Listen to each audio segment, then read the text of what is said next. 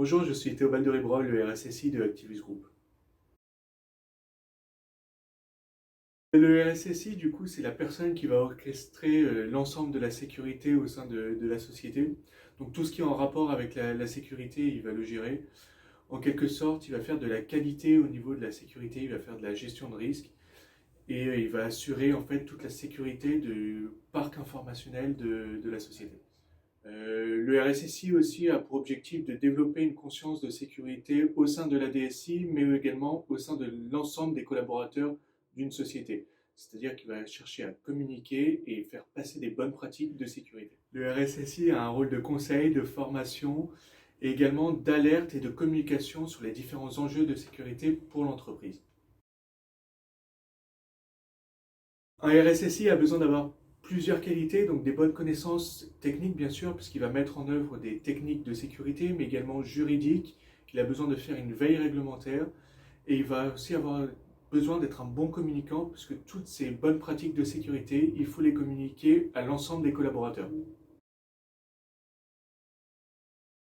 Alors mes missions en tant que RSSI au sein d'Activus sont diverses et variées. On pourrait les définir en 4 missions principales. La première mission, du coup, une première mission plutôt technique avec la mise en œuvre et le paramétrage d'outils de la sécurité, donc la mise en œuvre, paramétrage d'antivirus, de firewall, mais aussi la réponse aux incidents. Lorsqu'un événement survient, eh bien, il faut pouvoir y répondre et le résoudre.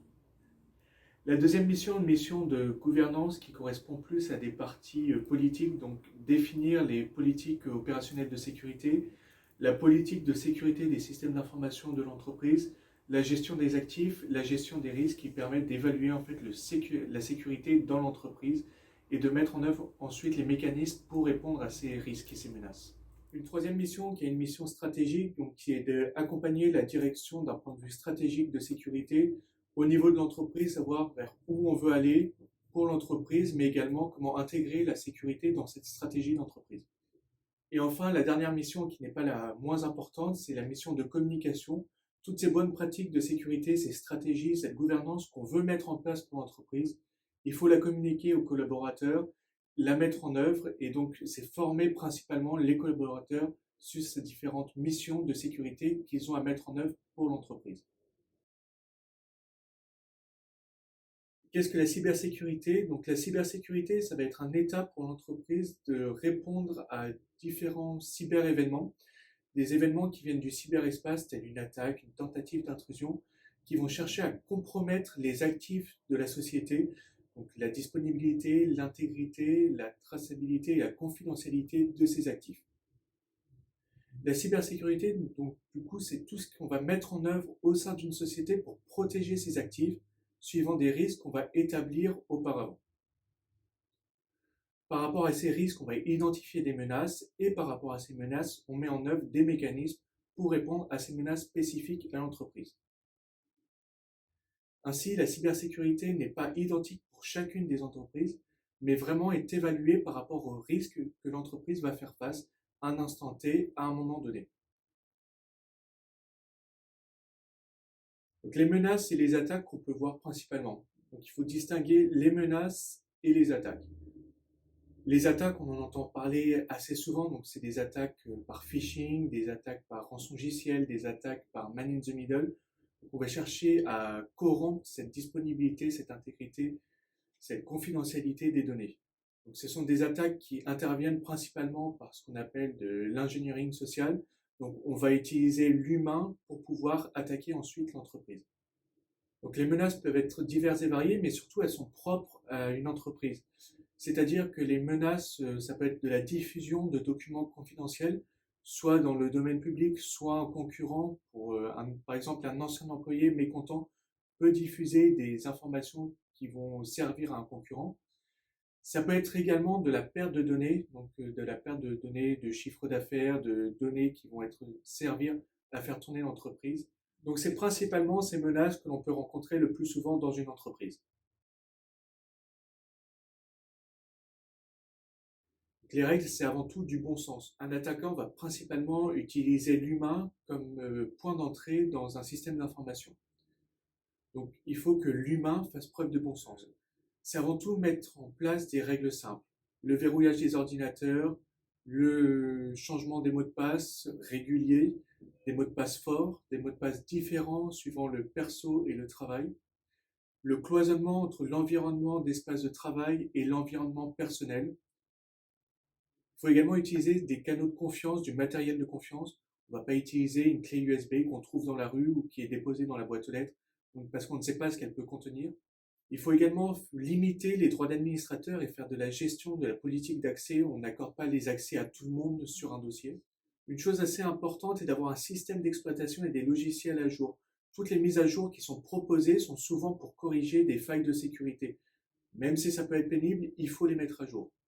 Il faut également être en mesure de faire des sauvegardes régulières parce que si une attaque intervient sur notre système, il faut pouvoir revenir à un instant précédent, un instant où il n'y a pas eu forcément une attaque, pour pouvoir déjà récupérer les informations dont on a besoin, mais aussi revenir à un état où il n'y avait pas des précurseurs de ces attaques. Il faut surtout également être vigilant et être prudent. On ne va pas cliquer sur n'importe quel lien ou utiliser un logiciel dont on ne connaît pas la provenance. C'est également le rôle des antivirus bien configurés qui vont pouvoir analyser ces différents logiciels, ces différents liens et utiliser donc ces différents canaux de confiance. Il faut également mettre à jour régulièrement les biens essentiels que l'on veut protéger. La sécurité, ça coûte cher, c'est contraignant, donc on n'est pas obligé de tout sécuriser, mais savoir ce qu'il faut sécuriser en priorité, surtout dans une entreprise. Et surtout, le plus important, ça va être la communication. Une bonne sécurité induit une bonne communication, puisque la sécurité est l'affaire de tous et l'affaire de tous les collaborateurs. En se formant et en communiquant sur les bonnes pratiques de sécurité, les collaborateurs vont pouvoir les mettre en œuvre. Mais surtout, il faut être capable de réagir et d'alerter en cas d'événement. Il ne faut pas attendre que ça se passe. Il va falloir réagir vite et bien. Et enfin, il faut suivre les règles définies, même si elles peuvent paraître contraignantes. Ces règles sont pour le bien de l'entreprise et pour le bien de l'employé. L'avenir de la cyber peut être divers et varié, mais moi je vois principalement 4 points. Le premier point, ça va être la collaboration. La cybersécurité n'est pas que l'affaire de techniciens ou de personnes expertes, mais vraiment l'affaire de tous. Si tout le monde est suffisamment sensibilisé à la sécurité, on arrivera à un niveau suffisant pour la mettre en œuvre.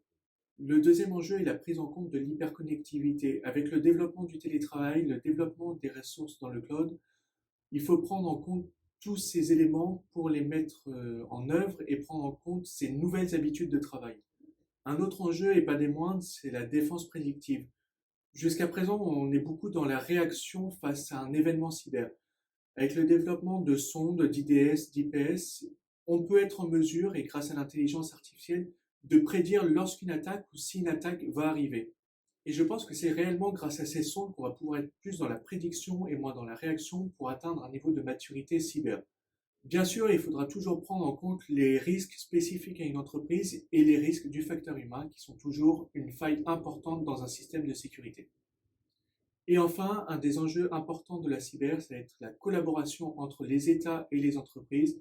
Il y a de plus en plus un développement de la cyberguerre et du cyberterrorisme. Chacun a son rôle à jouer, à la fois les États, les entreprises, et tout le monde doit être acteur de cette sécurité pour protéger notre patrimoine informationnel. Merci.